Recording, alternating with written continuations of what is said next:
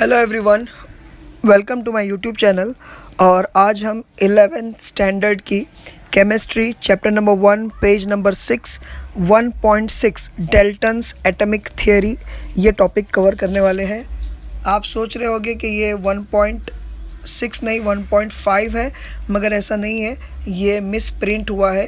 Text book में 1.6 दिया हुआ है। अब इसके बारे में पढ़ते हैं। डेल्टन्स एटॉमिक थियरी यानी एटम से रिलेटेड इन्होंने कुछ थियरी पुट फोर्थ किए हैं इन ईयर 1808 ने। ठीक है, अब देखिए इन्होंने जॉन डेल्टन इन्होंने एक चीज़ पब्लिश किए थे जिसका नाम था a new system of chemical philosophy. अभी देखिए फिलोसॉफी मतलब क्या, आप कोई चीज़ करते हो और जब आपको लगता है कि हाँ ये चीज़ यानी ऐसा करने से ये चीज़ हुई है और ये आपका बिलीफ बन जाता है, उसको फिलॉसफी बोलते हैं। ठीक है, तो ऐसे ही various experiments John Dalton sir ने कंडक्ट किए हैं रिलेटेड टू एटम, और फाइनली उनको जो भी कंक्लूजन उनको लगा है वो उन्होंने नोट डाउन किए और उन्हें जो है आज यानी कि डेल्टन्स एटॉमिक थियरी के नाम से जाना जाता है। ये वर्ड यहाँ पर है पॉइंट नंबर 1 के जस्ट ऊपर, डेल्टन्स एटॉमिक थियरी के नाम से भी इसे जाना जाता है, जिसमें 4 पॉइंट्स इंक्लूडेड है। जल्दी जल्दी इसे देखते हैं। सबसे पहला पॉइंट मैं पढ़ रहा हूँ, matter consist of tiny invisible particles called atoms. सबसे पहला, व्हाट इज़ मैटर? मैटर मतलब क्या? Any substance which can occupy space and having a mass is known as a matter. Any material, चाहे वो लकड़ी हो, कागज़ हो, पत्थर हो, प्लास्टिक हो, एनी मटेरियल, ठीक है, जो मैटर से बना है, तो वो मैटर जो है एक्चुअली छोटे छोटे टाइनी इनविजिबल पार्टिकल से बना है, जिसको कहते हैं एटम। अब याद रखो ये वर्ड जो है एटम, ये एक्चुअली कॉम्बिनेशन ऑफ 2 वर्ड से आया है, अ एंड टॉम। अ का मतलब होता है कैन नॉट और टॉम का मतलब होता है टू कट, यानी कि ऐसा छोटा particle which can not be cut further. ठीक है, उसको बोलते हैं एटम्स, यानी इतना छोटा पार्टिकल होता है। ठीक है, तो याद रखिए मैटर जो होता है, कोई भी मटेरियल का मैटर ऐसे छोटे छोटे इनविजिबल पार्टिकल से बना है और उस पार्टिकल को हम लोग एटम्स कहते हैं। Coming to the second point, ठीक है, all the atoms of a given elements have identical properties including mass. Atoms of different element differ in mass, मतलब तो सेकेंड पॉइंट के ज़रिए हमको ये समझ में आ रहा है कि दो एलिमेंट जो होते हैं, पहली बात एलिमेंट क्या होता है, ये देखिए hydrogen, nitrogen, sodium, potassium, calcium, ये जो पीरियोडिक टेबल में जो अरेंज्ड है ये सारे एलिमेंट्स हैं। ठीक है, इंडिविजुअली ये क्या कहलाते हैं? एलिमेंट्स। तो वो बोल रहा है कि सारे एलिमेंट्स, जैसे कि हाइड्रोजन के सारे एलिमेंट्स को कंसिडर करो, सारे हाइड्रोजन हाइड्रोजन हाइड्रोजन, ये बोल रहा है कि सारे हाइड्रोजन के एलिमेंट्स जो है ये सेम प्रॉपर्टी दिखाएंगे, इवन उनके मास भी सेम रहेंगे। ठीक है, समझ में आया? जैसे कि समझ लो वाटर में जो हाइड्रोजन इन्वॉल्व है या हाइड्रोजन पर ऑक्साइड में जो हाइड्रोजन इन्वॉल्व है। अब हाइड्रोजन पर ऑक्साइड जो है टोटली डिफरेंट चीज़ है और वाटर टोटली डिफरेंट कंपाउंड है, दोनों भी डिफरेंट चीज़ें हैं। लेकिन उनमें के जो हाइड्रोजन को अगर हम लोग अलग करेंगे तो उन लोगों की प्रॉपर्टी, अगर हाइड्रोजन को इंडिविजुअली अलग करके देखेंगे तो उनकी प्रॉपर्टीज़ इवन उनके मास भी सेम रहेंगे, ऐसा बोला जा रहा है। लेकिन हाइड्रोजन का एलिमेंट अगर हम लोग ऑक्सीजन के साथ या नाइट्रोजन के साथ या किसी और एलिमेंट के साथ कंपेयर करते हैं तो याद रखिए इन लोगों की प्रॉपर्टीज़ डिफ़र करेगी, डेफिनेटली मास भी डिफ़र करेगा। समझ में आया? तो ये याद रखिए कि different elements shows different property, ठीक है, इवन द मास। ठीक है, तो ये सेकंड पॉइंट हो गया। अब थर्ड पॉइंट बोल रहा है कि compounds are formed when atoms of different elements combine in a fixed proportion.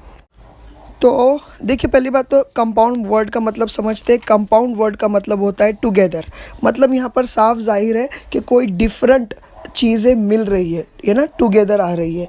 तो याद रखिए कि कंपाउंड कैसा बनता है, तो याद रखिए जैसे कि अभी हाइड्रोजन और ऑक्सीजन मिल गए तो क्या बन गया कि एक कंपाउंड बन गया, यानी कि यहाँ पर यही समझाया जा रहा है कि different elements come together to form a compound. ठीक है, तो अगर हाइड्रोजन और हाइड्रोजन मिलता है, जैसे कि H2O2 I2।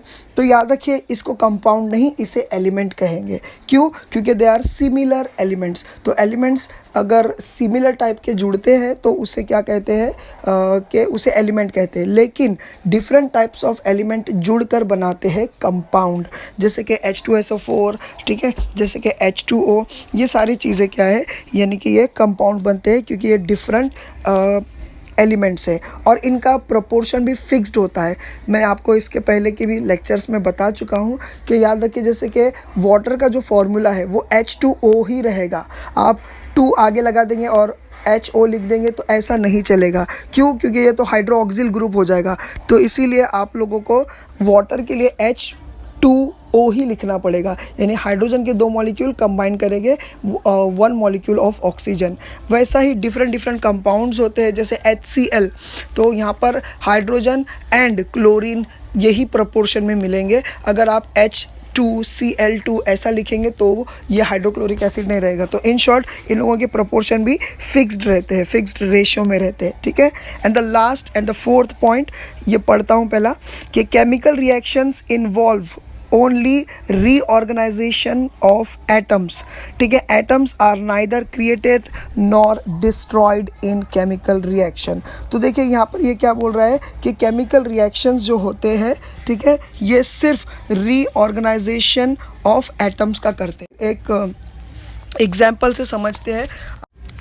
अब देखिए यहाँ पर एक एग्जाम्पल मैं आपको बताता हूँ। जैसे सपोज करो NaOH when combines with HCl, that is a sodium hydroxide, when combines with hydrochloric acid। अब देखिए यहाँ पर 4th पॉइंट के मुताबिक हम लोगों को बोला गया था कि chemical reaction involve only the reorganisation of atoms. अभी हम देख सकते हैं कि यहाँ पर सोडियम एक एटम है, ऑक्सीजन एक एटम है, हाइड्रोजन एक एटम है और क्लोरीन एक एटम है। यानी कि ये बोल रहा है कि जब कभी भी कोई भी केमिकल रिएक्शन होता है तो कोई भी एटम ना ही तो क्रिएट होता है ना ही तो डिस्ट्रॉय होता है। और इसको अभी हम लोग ये केमिकल रिएक्शन से समझेंगे। तो देखो यहाँ पर Na जो है NaCl बनाएगा, क्योंकि यहाँ का देखो ये पॉजिटिव होता है, ये नेगेटिव, ये पॉजिटिव होता है, ये नेगेटिव। तो पॉजिटिव विल अट्रैक्ट नेगेटिव, बन जाएगा NaCl, बन जाएगा NaCl प्लस। अब ये क्या बचा, OH और H, तो ये बन जाएगा वाटर, H2O। देखिए यहाँ पर एक हाइड्रोजन बचा है, यहाँ पर एक हाइड्रोजन बचा है, तो बन गए 2 हाइड्रोजन और एक ही ऑक्सीजन बचा था, इसके लिए बन गया वाटर। तो अगर आप देखोगे कि सोडियम हाइड्रोक्साइड और हाइड्रोक्लोरिक एसिड, ये 2 अलग अलग कंपाउंड्स जब जुड़े तो या रिएक्ट किए तो हमें पता चला कि हमको कॉमन सॉल्ट मिला एंड वाटर मिला। इससे क्या साबित हो रहा है, इससे ये साबित हो रहा है कि कोई भी एटम डिस्ट्रॉय नहीं हुआ, ना ही तो कोई नया एटम इसमें पैदा हुआ, ठीक है, बल्कि बस एटम्स का रीअरेंजमेंट हुआ। पहले रिएक्टेंट साइड में NaOH के साथ था, मगर प्रोडक्ट साइड में NaCl के साथ हो गया। उसी तरीके से HCl जो है, याद रखिए रिएक्टेंट साइड में हाइड्रोजन क्लोरीन के साथ था, मगर प्रोडक्ट साइड में यही हाइड्रोजन ऑक्सीजन के साथ हो गया। तो यहाँ पर क्या हो गया, that was a rearrangement of atoms and none of the atom was destroyed और क्रिएटेड, ठीक है। तो ये इसमें बताया गया है। और लास्ट में बोला जा रहा है कि Dalton's theory could explain all the laws of chemical combination. जो भी केमिकल कॉम्बिनेशन अब तक हम लोगों ने पढ़े हैं, ठीक है, वो डाल्टन की थियरी एक्सप्लेन कर सकती। अब लास्ट में बोला है कैन यू रिकॉल, लास्ट में बोला है कैन यू रिकॉल, और इसमें क्वेश्चन पूछा है। इसी बॉक्स में एक्चुअली छोटे छोटे 3 क्वेश्चन पूछा है।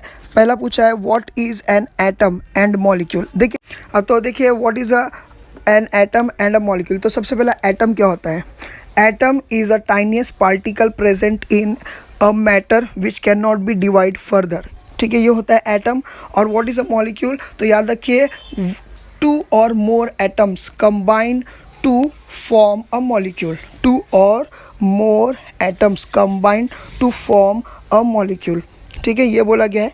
अब लास्ट उसके बाद का क्वेश्चन लिखा है what is the order of magnitude of mass of one atom. ठीक है, तो उसने बोला कि what is the order of a magnitude of mass of one atom.